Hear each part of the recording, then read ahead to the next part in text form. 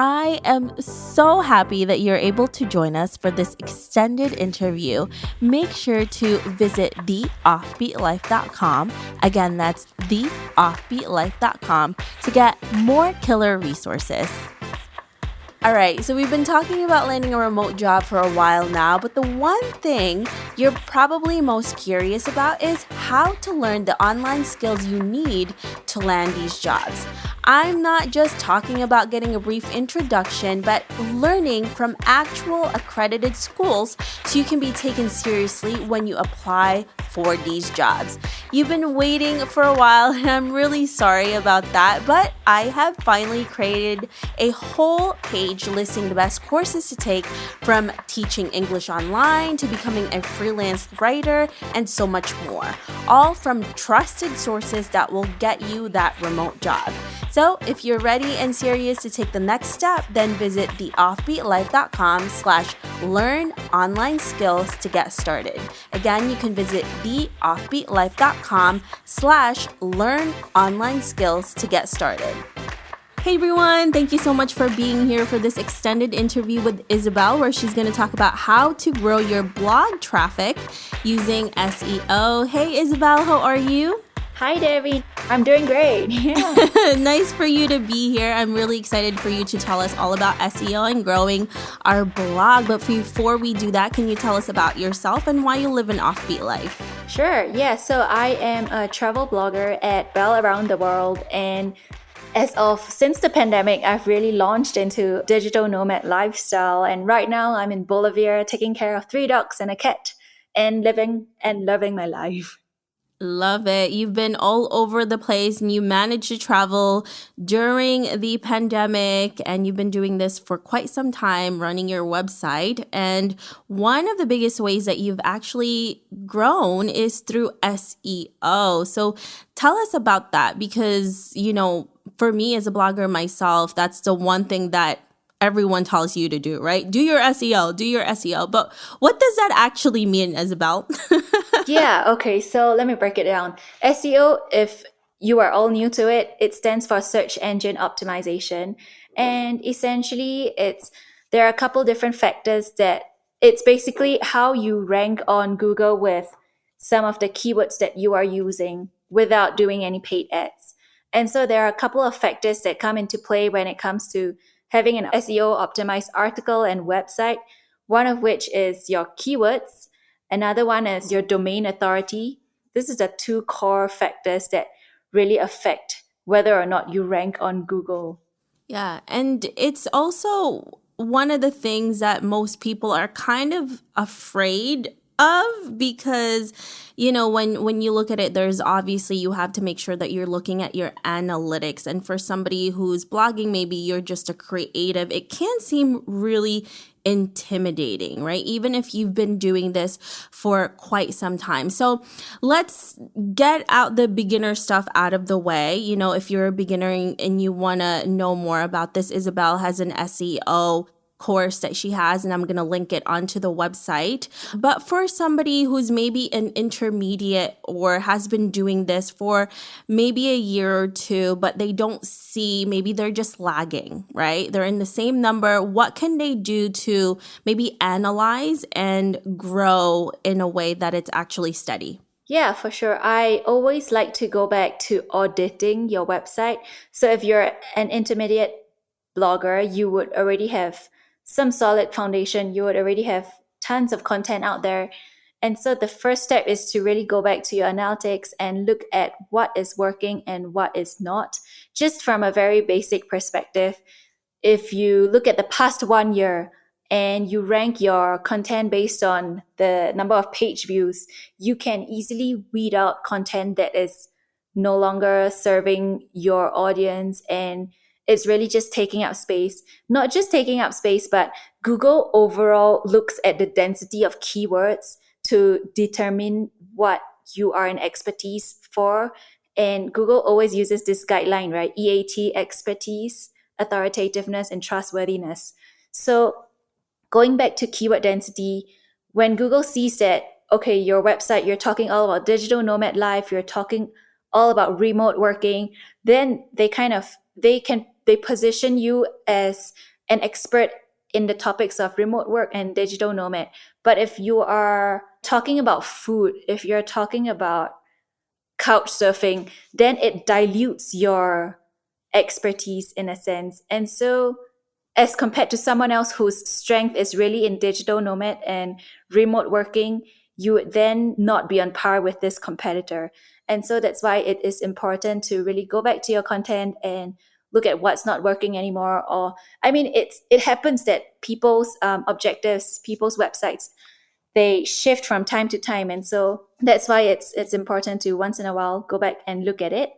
Yeah, and then that's one of the things that's really great is that you can tweak all of these things, right? And you can go back to your old post, your old blog post, and do something about it. So let's talk about doing that. Let's talk about revamping an old post that maybe used to rank and now it's 6 months to a year later and it's no longer doing that. How do you actually start ranking again for that similar blog post? Yeah, so you already have the keywords that you wanted to target. So based on that keyword, you can just input it into Google, look at your competitors who are ranking in the top 5, and then assess your competitor in terms of the length, how relevant the news or the information is, which is usually relevancy is one important factor. And so, yeah, that's the second point. And then really look at the structure. Sometimes they have different titles, they're organized in a different way. Above all, Google prioritizes pages with good user experience. And so there's a reason why these competitor pages are ranked first, second, third. And so really study the structure of those pages and see how you can improve. The other way is to also look at when you search that main keyword and you put it into Google search, you can see this featured snippet that says people also ask. And so there are at least 5 questions that people are asking related to that target keyword. And so it's a good idea to incorporate the answers to those questions into your old article to optimize them. Oh, I love that. That's such a great tip right there, right? It's, people are already asking it. Might as well put it on to that same blog post that you have. So for SEO, Isabel, how long does it usually take for it to start ranking? Is there like a specific date and time or is it just random? Yeah, I always tell people it takes roughly around 3 to 6 months, but I've seen exception cases where some of my blog posts takes as little as 1 month to rank on Google and get traffic. So Wow, it that's pretty really awesome. depends on your niche and your competition. Yeah, and overall how old your blog is, because the older it is, usually the more established it is, the higher the domain authority as well. Yeah. So we've talked about keywords and key search and all of that stuff. Is there anything more in SEO aside from just finding keywords that you can do to help yourself rank in your website? Yeah, I would say because I really like organization. So one thing that I like to do is really organizing my text, my long form articles into different titles, subheadings. And this helps Google to crawl your website and figure out what you're writing about. It also sometimes has, when it appears in the Google search engine, sometimes your subtitles appear at the bottom of your result page. So this also helps with like people. Okay, let me give you an example. If I had a post called things to do in Lisbon, and then I would separate it into weather in Lisbon, transportation, how to get around in Lisbon, where to stay in Lisbon. And so when Google crawled and indexed this page and it appeared on the Google search page for people who searched things to do in Lisbon, or even if people were searching how to get around Lisbon, my article would still appear there because it has those very clear subheadings. And those subheadings actually appear on the Google search result as well, below the main page title. And so if people really just wanted to look at how to get around Lisbon, they could just click on that hyperlink and it would jump into that section box where it tells you how to get around Lisbon. So that's part of user experience. I love that. Just to make, because especially if your blog post is really, really long, right? You don't know exactly where in that page you want that information that you need. So that is definitely a great user experience to use for yourself. Now, what about backlinking, Isabel? Do you do that for yourself? Is that something that's really important? And how do you go Yeah, about yeah, it? for And sure. Usually, like whenever I take on a new client as example, usually the first thing would be, like I mentioned, an SEO audit, and then we will evaluate the content. After everything, all the foundation is set, the next thing you will look at is backlinking. And so, how I go about with backlinking, there are several ways. Of course, the most traditional, conventional method is to guest post. So, yeah, that guest posting is an easy way to really connect with other bloggers in your niche and get your content out there. On top of that, I also do outreach as well. So depending on your niche, sometimes this also comes in, competitor research also comes into play. For example, if somebody talked about things to do in Oaxaca, and I do have a client that is a tour operator in Oaxaca, Mexico, and he does adventure tours. And so you want to crawl through all these other websites that talk about things to do in Oaxaca and do outreach pitching. Yeah, which is basically getting the contact of all these people who have blogged about topics related to what you are wanting a backlink from, and really reaching out to them and saying that, oh, okay, actually, I have this really informative article about adventure activities to do in Oaxaca that would complement your things to do in Oaxaca post. So that's one way to do outreach. love that.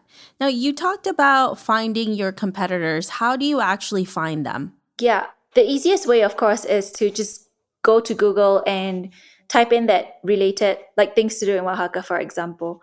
And then you would be able to find a list of bloggers and publications that have written all these articles before to reach out to them to get backlinks. The other way is really to go into the SEO tool and say, I have a post about adventure activities to do in Oaxaca. I would put that in and look at my competitors, who are the other people who are writing about adventure activities to do in Oaxaca.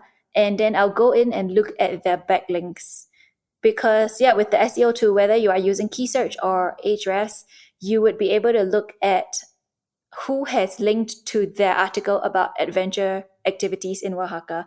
And so if your article about adventure activities is more robust, it's more relevant, it's longer, it's more informative, you can always kind of like steal the backlinks of your competitors and reach out to them, reach out to those who link to your competitor, and shoot them an email and say, hey, I've written a 2021 guide.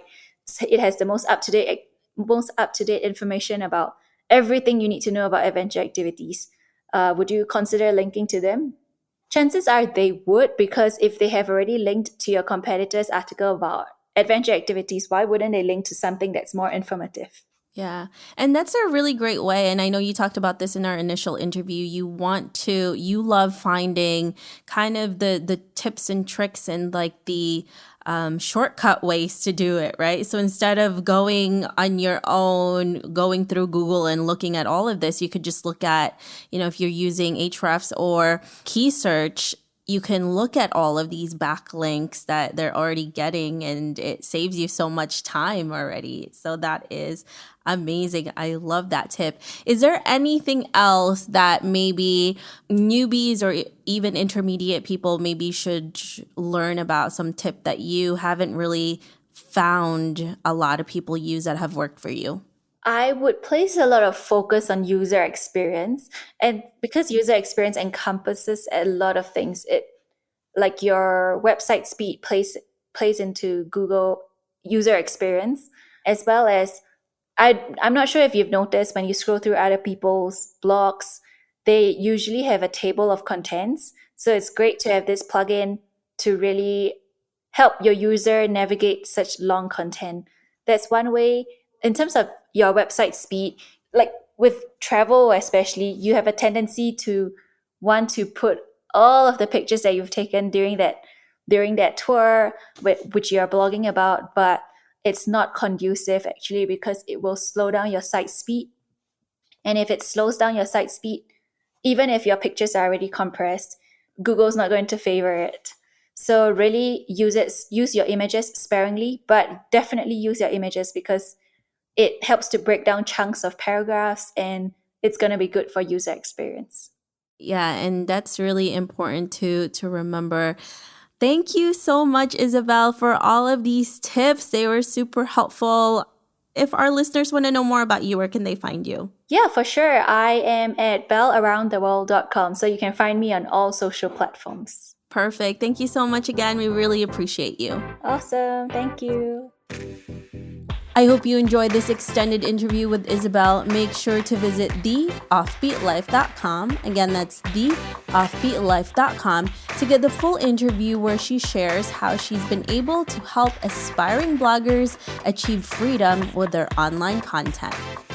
Hey friend, are you looking to land a remote gig ASAP?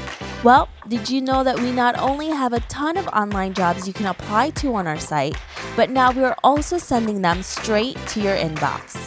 I'm happy to announce that we will be sending our email subscribers legit online jobs every Wednesday. We have done hours of research so you don't have to.